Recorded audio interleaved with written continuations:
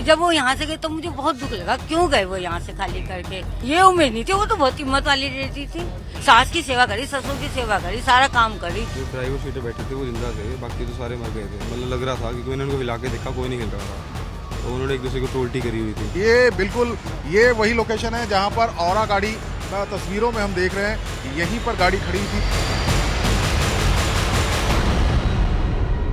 पंचकुला के सेक्टर 27 में दिल दहलाने वाली घटना सामने आई है, जहां एक ही परिवार के 7 लोगों ने जहर खाकर आत्महत्या कर ली है। इस वक्त मैं पंचकुला के सेक्टर 27 में ही हूं, जहां पर एक गाड़ी से देर रात 7 शव बरामद हुए हैं और जिस जगह से शव बरामद हुए उसी जगह पर हम इस वक्त मौजूद हैं। यहीं पर जो गाड़ी है वो बताया जा रहा है कि खड़ी थी और उसमें से जो 7 लोग हैं, जो डेड बॉडीज हैं, वो रिकवर हुई हैं। और यहाँ कुछ जो लोग मौजूद थे वो मेरे साथ हैं। पुनीत राणा है जो यहीं पर रहते हैं और वो उनसे जानते हैं कि किस तरीके से ये घटना हुई है। और बताया जा रहा है कि जब जो मृतक है, जो मुखिया है परिवार का, वो जीवित था, तब जो पुनीत है उनके पास गए थे। तो पुनीत भाई बताइए कि किस तरीके से घटना हुई थी और क्या तब कोई जिंदा था जब आप उस गाड़ी तक पहुंचे थे? जो ड्राइवर सीट पे बैठे थे वो जिंदा थे, बाकी तो सारे मर गए थे। मतलब लग रहा था क्योंकि मैंने उनको हिला के देखा, कोई नहीं हिल रहा था, तो उन्होंने एक दूसरे के ऊपर उल्टी करी हुई थी। तो मुझे तो उन्होंने ये कहा कि हम होटल ढूंढ रहे थे, मैं होटल मिला नहीं है, हम गाड़ी में ही सो रहे हैं। तो मैं जाने लगा, फिर मुझे शक हुआ, मैंने कहा, मैंने दोबारा दरवाजा खोल के लाइट जला के देखी, फोन की टॉर्च जला के देखी, तो उन्होंने वॉमिटिंग करी हुई थी। मैंने बच्चे को हिलाया, बच्चा हिला नहीं, जोर जोर के हिलाया, मैंने सिर भी हिलाया, नहीं हिला।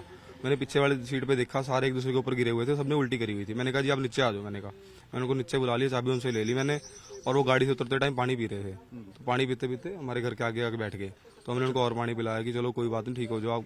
तो वो कह रहे मैं 5 मिनट मरने वाला हूँ, कहते हमने सबने जहर खा लिया, मैंने भी खा लिया। कहते तो आपने ये नहीं पूछा कि क्यों खाया, ऐसा कदम क्यों कह रहे हमारा बैंक का कर्जा है बहुत ज्यादा, कहते भी हमने इस करके सुसाइड कर लिया। कह रहे हमारे रिलेटिव बहुत अमीर हैं, कहते और भी किसी ने हमारी मदद नहीं करी है, इसलिए मर रहे हैं हम सारे। तो क्या ये कहीं बाहर से आए थे, बताया जा रहा है कि देहरादून के थे या यहीं कहीं रहते थे, क्या बताया उन्होंने? उत्तराखंड नंबर गाड़ी थी, बाकी ये नहीं पता कहाँ से थे कहाँ से नहीं। कह रहे कि उत्तराखंड नंबर की गाड़ी थी और वो यहाँ कथा सुनने आया था, ऐसा कुछ जिक्र किया? बोला तो उन्होंने ऐसी है कि हमें कथा सुनने आए थे और भी वहाँ पे हमें होटल नहीं मिला, तब हम यहाँ रुक रहे हैं। तो क्या लग रहा था, उन्होंने कुछ खाया था या कुछ किस तरीके से जहर कंज्यूम किया था, कहाँ किया था, कुछ बताया उन्होंने? नहीं, वो उन्होंने बताया कि हमने जहर खाया, बस उन्होंने यही बताया कि हमने खा लिया है। गाड़ी के शीशे तौलिए से कवर किए हुए थे? तौलिए से कवर कर रखे थे उन्होंने, तभी हमें शक हुआ है कि उन्होंने तौलिए से कवर क्यों करें, यहाँ गाड़ी हमारे घर के पास गाड़ी क्यों खड़ी है। मैंने तो नहीं कह दिया, मैं कहा से गाड़ी आप हटा लो, मार्केट में लगा लो। तो वो कहते कि ठीक है। फिर मेरे को जब शक हुआ, मैंने कहा रुक जाओ भैया 1 मिनट, मैंने को रोक लिया। तो रुकने के बाद मैंने चाबी मांग ली उनसे, मैंने कहा चाबी दे दो आप, कि मुझे भाग ना जाए कहीं। तो उन्होंने कहा कि मैं ही मरने वाला हूँ, कहते हैं। तो जो गाड़ी कौन चला रहा था, जो मृतक? ड्राइवर सीट पे, वहाँ जो जिंदा था वही था ड्राइवर सीट पे, मेन तो वही था जी, आदमी तो वही था। आप बता सकते हैं कहाँ पे एग्जैक्टली गाड़ी खड़ी थी? बिल्कुल यहीं पे खड़ी थी, बिल्कुल।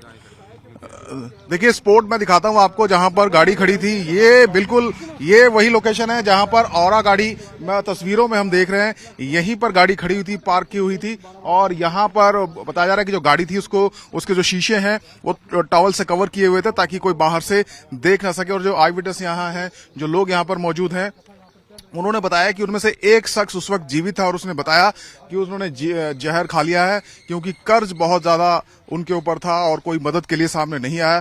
फिलहाल सभी के जो शव हैं वो मोर्चरी में रखवा दिए गए हैं और पूरे मामले की तहकीकात की जा रही है। कब आए थे लोग, कहां से आए थे, इसकी जानकारी अभी, हालांकि जो शुरुआती जानकारी वो ये कि देहरादून के रहने वाले हैं और यहाँ जो कथावाचक हैं बाबा बागेश्वर धीरेन्द्र शास्त्री, उनके कथा का आयोजन चल रहा है, वहां पर वो आए थे और यहां से लौटते वक्त उन्होंने जहर खाकर गाड़ी में आत्महत्या कर ली। पंचकुला में आज मित्तल परिवार ने समस्त परिवार के साथ आत्महत्या कर ली। उनके आत्महत्या पत्र में जो वजह बताई गई वो कर्ज के तले दबे होने की बताई गई। हम इस समय देहरादून में हैं और देहरादून में उसी घर में हैं जहां वो कभी 2022 तक रहा करते थे। उनका परिवार कैसा था, उनके पड़ोसी हमारे साथ मौजूद हैं। उन्होंने आज अखबारों में खबर पढ़ी, जिसके बाद उनका क्या कहना है, आप कैसे जानती थी उन लोगों को? हमारे पड़ोस में रहते थे, बहुत अच्छे थे, अपने काम में व्यस्त, वो भी रहते थे, हम भी रहते थे, बस बाहर जाते हुए राम राम हो जाती थी। फिर जब वो यहाँ से गए तो मुझे बहुत दुख लगा, क्यों गए वो यहाँ से खाली करके। तो मैंने कहा आपने खाली क्यों करा घर, किराया बढ़ा रहे थे मकान मालिक।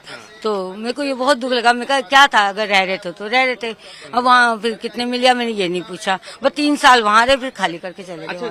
किस तरह का फिर परिवार था, लगता था कि इस तरह की घटना को अंजाम देंगे? नहीं, ये उम्मीद नहीं थी। वो तो बहुत हिम्मत वाली रहती थी, सास की सेवा करी, ससुर की सेवा करी, सारा काम करी। ऐसी कमजोर औरत नहीं थी। हम तो फिर भी कमजोर हैं, वो तो कमजोर नहीं थी। अच्छा, परिवार में और कौन कौन लोग थे? बच्चे कैसे थे उनके? बच्चे ठीक थे, बच्चे खेलते थे आपस में, हमारे बच्चे भी खेलते थे। हाँ। और अच्छे बच्चे थे। और परिवार वैसे वो बच्चों को छोड़ती नहीं थी, ऐसे नहीं छोड़ती थी, पर हमारे बच्चों के साथ में खेल लेते जो थे। प्रवीण जी थे उनका कैसा नेचर था, क्या काम था उसका? ठीक था, एनजीओ का काम था उनका। अच्छा। हाँ, एनजीओ में थे, पड़ोस के बच्चों को भी एनजीओ में कराया, अपने बच्चों को भी एनजीओ में कराया। आज इस घटना को आपको कैसे पता चला, इस घटना के बारे आप में? लोग आए तभी पता चला मुझे, मेरे को नहीं पता। मैं तो मोदी नगर जा रही थी, रात 12 बजे पहुंची। अभी मैं घर में नहीं। कब तक उनसे बात होती थी आपकी फोन में? मेरी तो साल 1.5 साल से बात नहीं हुई, क्यों वो फोन ही नहीं उठाती थी। तो मैं समझती थी कोई प्रॉब्लम है। चंडीगढ़ तो वैसे ही महंगा है, दिक्कत हो रही होगी, क्या पता। यही लगा मुझे। कभी और कोई और घटना उन्होंने कभी शेयर की? और कोई बात नहीं करी। वो तो हिम्मत देती थी, वो तो बहुत ज्ञान वाली लेडी थी, अच्छी थी वो, खुद हिम्मत वाली थी, वो हमें भी हिम्मत देती थी। देखिए, कभी बताई नहीं कमजोर। परिवार के लोगों के बारे में हमने जानने की कोशिश की। इसी घर में वो रहा करते थे। पड़ोसी बेहद ज्यादा परेशान हैं कि आखिर इतने हिम्मत वाली जो उनकी मिसेस थी, वो बहुत हिम्मत वाली थी।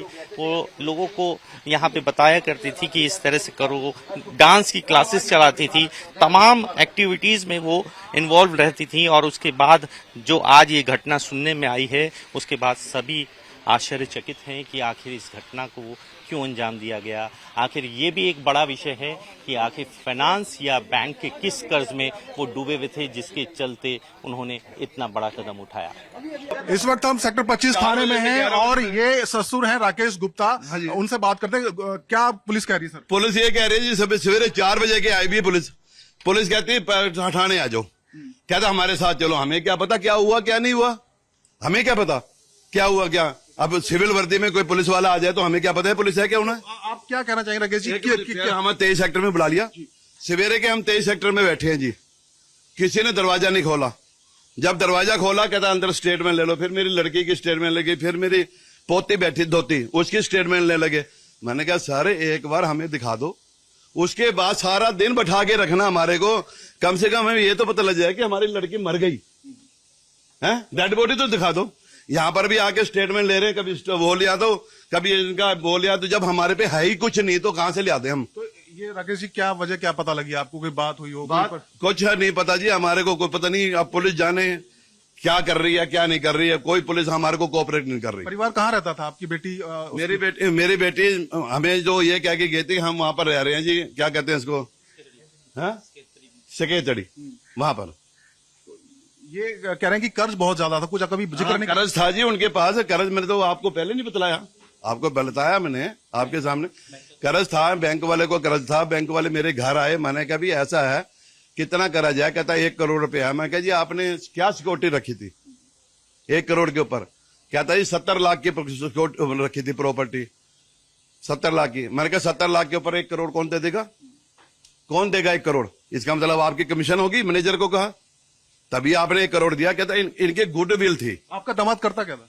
मेरा दामाद पहले स्क्रैप का काम करता था, पहले स्क्रैप का काम करता था और उसके बाद वो देहरादून में अपना गाड़ी गुड़ी चला रहे थे। लेकिन रहते यही थे पंचकुला में?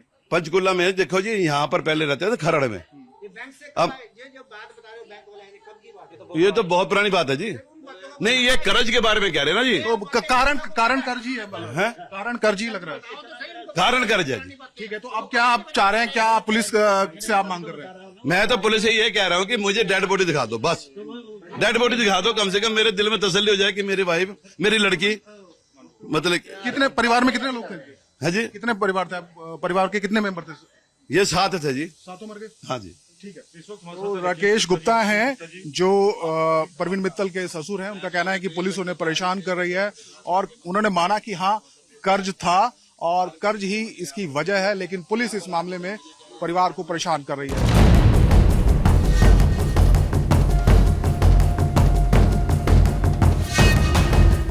जब वो यहाँ से गए तो मुझे बहुत दुख लगा, क्यों गए वो यहाँ से खाली करके। ये उम्मीद नहीं थी। वो तो बहुत हिम्मत वाली रहती थी, सास की सेवा करी, ससुर की सेवा करी, सारा काम करी। ऐसी कमजोर औरत नहीं थी। हम तो फिर भी कमजोर है, वो तो कमजोर नहीं थी। वो तो हिम्मत देती थी, वो तो बहुत ज्ञान वाली लेडी थी, अच्छी थी वो, बहुत हिम्मत वाली थी, वो हमें भी हिम्मत देती थी।